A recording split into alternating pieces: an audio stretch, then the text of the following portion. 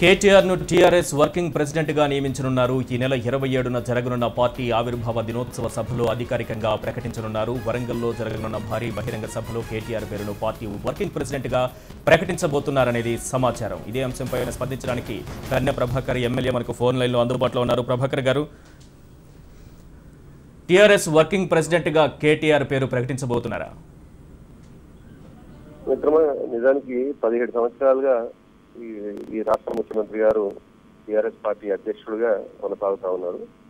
ఏ లక్ష్యం కోసం అయితే టీఆర్ఎస్ పార్టీ ఆవిర్భావం జరిగిందో ఆ లక్ష్యం నెరవేరిన తర్వాత తెలంగాణ రాష్ట్రం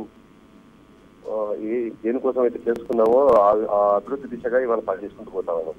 నిజానికి టీఆర్ఎస్ పార్టీ క్రమశిక్షణ గల రాజకీయ పార్టీగా సంతరించుకున్నది. ఇవాళ క్రమశిక్షణ గల రాజకీయ పార్టీగా ఉన్నటువంటి పరిస్థితుల్లో మా పార్టీ అధ్యక్షుల వారు ఎవరి సమర్థత ఏంటి, ఎవరు ఏ విధంగా పనిచేస్తారు అనేటువంటి విషయంలో చాలా క్లుప్తంగా, చాలా పూర్తి అవగాహనతో ఉన్నటువంటి వారు. సరే, అనేక ఊహాగానాలు వస్తుంటాయి. ఊహాగానాల్లో ఇమ్మీడియట్ గా మెకానికల్ ప్రతిదీ కూడా నిజం కావు. కానీ ఏది జరిగినా, ఎటువంటి నిర్ణయాలు జరిగినా పార్టీలో ముఖ్యంగా రాష్ట్ర కమిటీ సమావేశంలో ప్రతి నిర్ణయం కూడా జరుగుతుంది. ఎప్పుడైనా వర్కింగ్ ప్రెసిడెంట్ గా ఆయన్ని తీసుకోవడం ద్వారా 2019 ఎన్నికల్లో పార్టీని మరింత బలోపేతం చేసి ముందుకెళ్లే ఆలోచనలో ఉన్నట్టు తెలుస్తుంది. అయితే ఆయన లీడర్షిప్ పైన, ఆ లీడర్షిప్ క్వాలిటీస్ పైన మీ అభిప్రాయం ఏంటండి?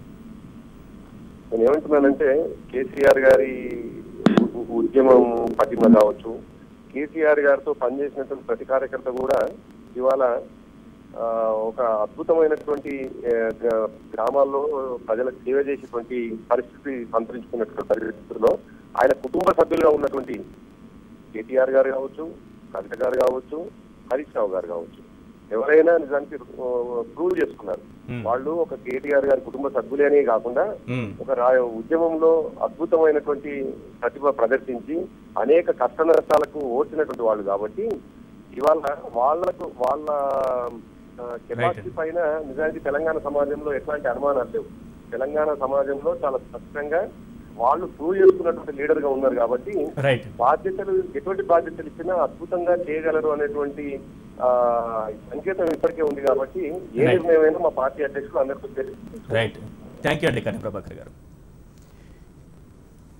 ఇప్పటికే కేటీఆర్ తెలంగాణ జనహిత సభ పేరుతో జిల్లాల్లో భారీ బహిరంగ సభలో పాల్గొంటున్నారు. పూర్తిగా పార్టీపై పట్టు సాధించేందుకు వర్కింగ్ ప్రెసిడెంట్ గా నియమించబోతున్నారని తెలుస్తోంది.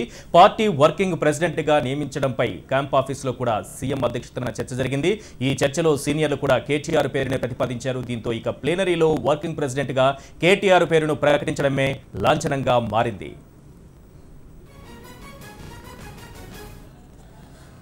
రైట్, ఇదే అంశానికి సంబంధించిన పూర్తి సమాచారంతో మా ప్రతినిధి రాజేష్ మనకు అందుబాటులో ఉన్నారు. రాజేష్, కేటీఆర్ ను టీఆర్ఎస్ వర్కింగ్ ప్రెసిడెంట్ గా నియమించడంపై పార్టీలో ఒక విస్తృతమైన చర్చ జరుగుతోందనేది ఒక సమాచారం. మీ దగ్గర ఉన్నటువంటి అప్డేట్స్ ఏంటి?